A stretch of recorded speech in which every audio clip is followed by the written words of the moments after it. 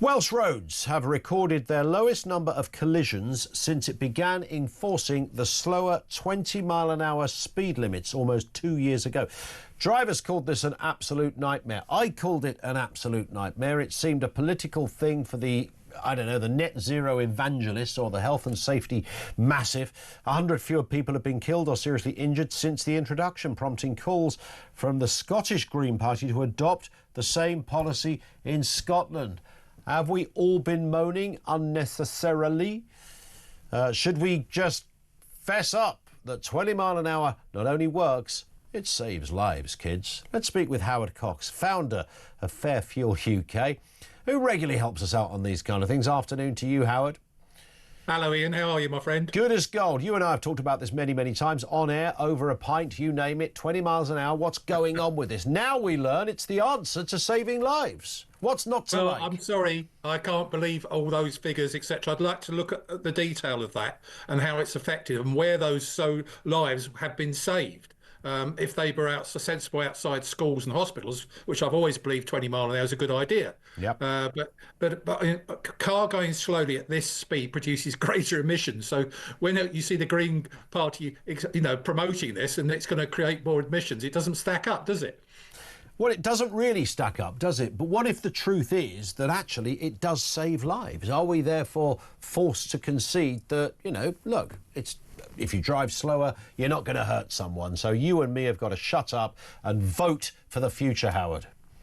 Yeah, I take your point. I'm all for safe driving, but I think the most important thing is exactly that, safe driving. A study by Queen's University, Belfast, last year showed that while speed limits reduce traffic, they do little to stop accidents.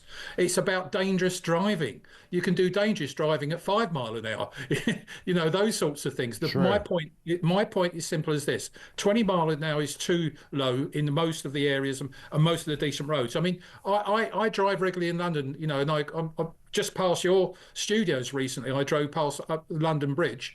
I got overtaken by bicycles. I was doing 18 mile an hour in the 20 mile, and I was and scooters, electric scooters. Outrageous.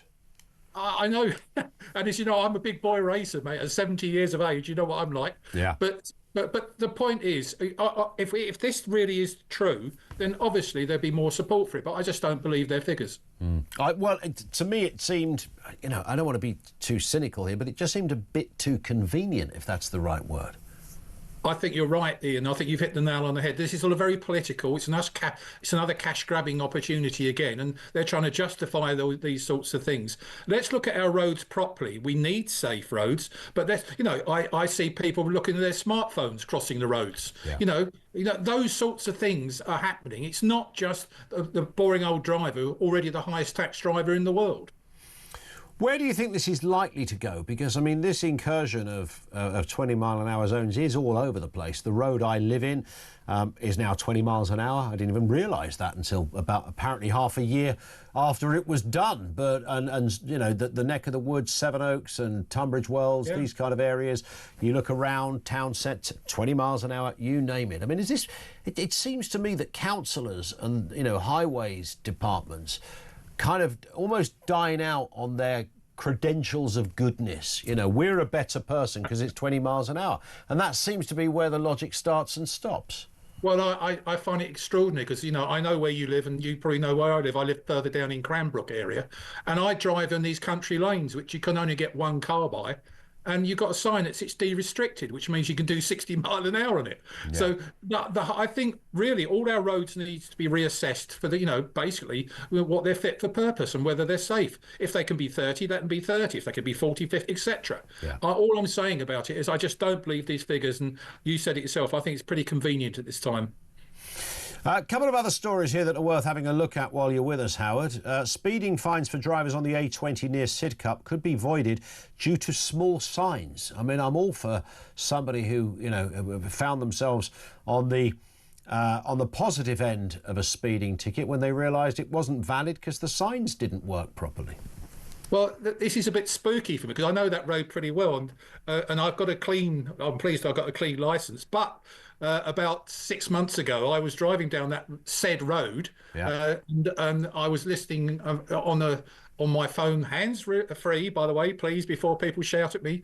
And I was talking, and I just joined the road there, and it used to be 50 or 60. I can't remember now, and it suddenly dropped to 40 now, and I didn't see a sign. And that's the point. And my sat nav hadn't caught up with the speed thing. Yeah. And I got a letter. I got a letter. I was doing 44, 46 in a 40-mile-an-hour zone, which I thought was 50. Yeah. Anyway, to cut a long story short, I thought, oh dear, and I've just been renewing my insurance, Ian, and I checked my points on the DVLL site, and I've got no points. And I thought, hey, Wow. well, what happened there? Did they void it because of this small signage thing? Yeah. As you know, I've been working quite closely with a guy called Noel Wilcox, Yep. who's actually been challenging Sadiq Khan and TfL regarding the accuracy of signs in terms of ULEZ and LEZ type signs. So they don't tell you you've got to pay and those sorts of things. Our signage is either overdone or you can't see it. Sure. Those are the sorts of things. So, yes, I'm looking forward to see the outcome of this one. Yeah, 60,000 drivers apparently fined for speeding in the affected area during a 12-month period. Temporary signs installed by our friends Transport for London were claimed to be too small. So I mean, I like it when the little man, who probably the average person was not a mad speeder, they just dipped over the kind of limit for whatever reason, and you're crushed with a fine and points. And yeah, apparently it was not a loophole that means thousands could be let off the hook. I'm all for that. We had a couple of emails come in, or a couple of messages come in saying, Howard, when are you getting back to politics? Are you getting back in at some point, Howard? What's the story there? If you can't talk about it, that's fine. I'm just relaying what a lot of our supporters of you are saying. It's very kind of them to say that. All avenues are still open, but I don't think I can go back to reform, which is a shame because I believe in reform's policies. But unfortunately, I don't like the way that I was basically asked not to talk about Tommy Robinson, and those are the sorts of things. The Tommy Robinson rally tomorrow. I'm actually speaking at it. It doesn't mean to say I'm supporting him, and his bad past, which everyone says, but I do support him highlighting these rape gangs right across the country, and Elon Musk agrees with that. It's just a simple point of view. But I was told if I didn't actually stop talking about it, I'll be expelled from the party. So I got out before I was expelled. So, which is sad considering I stood as London mayor and also came second down in Dover with 23% of the vote. I was going to say that was a close call. It was. Squeaky bum time for Labour. But I'm bound to ask you as well, Howard, that of course today is Brexit Day. It's 5 years since Brexit. Nigel Farage has said, look, if reform were in, you'd get the proper Brexit. Have you always felt that what we've got at the moment is not the Brexit that you and others campaign for? Yeah, absolutely right. I mean, I don't think it is yet. I mean, we're nearly there, but we keep hearing we're gradually sort of edging ourselves closer, aren't we? And, the European Court of Human Rights, that particular thing, we can't do anything. We might have less immigration if we could actually throw people out with actually being referred to, in terms of judges dictating what happens. I see it time and time again. The point is, yes, we haven't got 100% Brexit, and I do believe that Nigel and the gang could actually make it happen. And I hope, Reform UK gets elected in 2029. Hopefully it's sooner. And I will be backing and supporting them. But and you think Nigel could deliver that Brexit? Yes, I do. I mean, look, Nigel Trump is Nigel Trump. Oh, that's a Freudian slip, isn't it? Listen, we both know Nigel well. He'll be fine with that. Yeah, he will indeed. Well, Donald Trump's already deporting people. He's deporting people that in university campuses who are on Palestinian protests and those sorts of things. All sorts of thinking. It can be done if you have the will to do it. And unfortunately, Labour and certainly the Tories in the last 14 years didn't have that will. So, yeah, I believe it can be done. Yeah, spot on. Listen, Howard, we must catch up again soon, of course. Great to have you on.